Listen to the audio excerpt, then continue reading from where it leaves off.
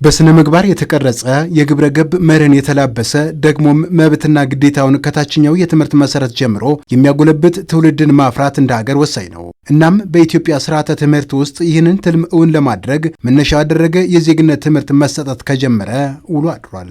ጥፋት ስናጠፋ ይሄኛው መብታችን ይሄ ግዴታችን ነው ብለን ራሳችንን እንድናይ አድርጎናል።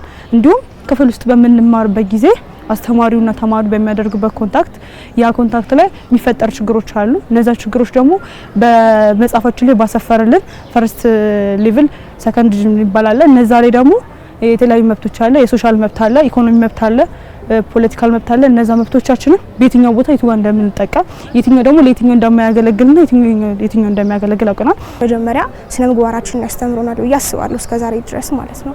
እንዲሁም በ7 እና በ8 መሰረት ያስያዘን ወደ እንግሊዝኛ ተቀይሮ ከዛ በተጨማሪ ስለ ዲሞክራሲ ምን እንደሆነ የሚያሳየን ነበረ። እንደገና ደግሞ እንደ ተማሪም እንደ ዜጋም እንደ ሀገር ዜጋም ኃላፊነቶቻችንን እንዴት መወጣት እንዳለብን ያስተማረን ያለ ነበረ ማለት ነው። እስከዛሬ ድረስ የተማርነው በዚህ መልኩ ነው። ከዚህ ተሻግሮ ተማሪዎች መብትና ግዴታቸውን ጠንቅቀው እንዲረዱና በሂደቱ የሚኖራቸውን ልምምድ በተመለከተ የሚጥለው መሰረትም ከፍ ያለ ነው። ሲቲዝንሺፕ ብዙ ነገር እንድናውቅ አድርጎናል። ምን አይነት አገዛዝ እንዳለን፣ እንዴት አይነት ልንቀጥል እንደምንችል፣ የሆኑ ችግሮች ቢኖሩ ምን አይነት ሶሉሽኖች ልንሰጥ እንደምንችል ያስተምረናል። በደንብ እንዴት መብታችንን ማስከበር እንዳለብን፣ እንዴት ግዴቶቻችንን መወጣት እንዳለብን እናይበታለን። ዲሞክራሲ ለማድረግ አንድ ሀገር መጀመሪያ ትውልድ ላይ መስራት አለብን። ትውልድ ላይ ስንሰራ ደግሞ በቃ መሰረታዊው ነገር ስርዓት ማስያዝ ብቻ ነው።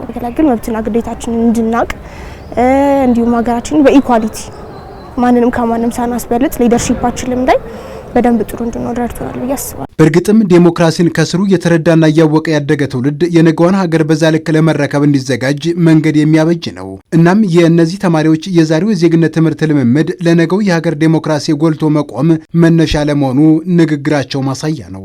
ድንገት ተነስተ ዴሞክራሲ ብትል ቅዠት ሊመስልም ይችላል። ነገር ግን ከስር ከመሰረቱ ከተማሪዎች ዴሞክራሲን እያወቁ ዴሞክራሲ ምን እንደሆነ ስለ ዴሞክራሲ ምንነት እያወቁ በደንብ ከስር መሰረቱ እያወቁ ሲመጡ ኋላ ላይ ዴሞክራሲን ለመተግበር አይቸገሩም ብዬ አስባለሁ እና ዴሞክራሲ ይበልጥ እየተስፋፋ ይመጣል ብዬ አስባለሁ። እኔ ለምሳሌ ሀገር መሪ መሆን ፈልጋለሁ።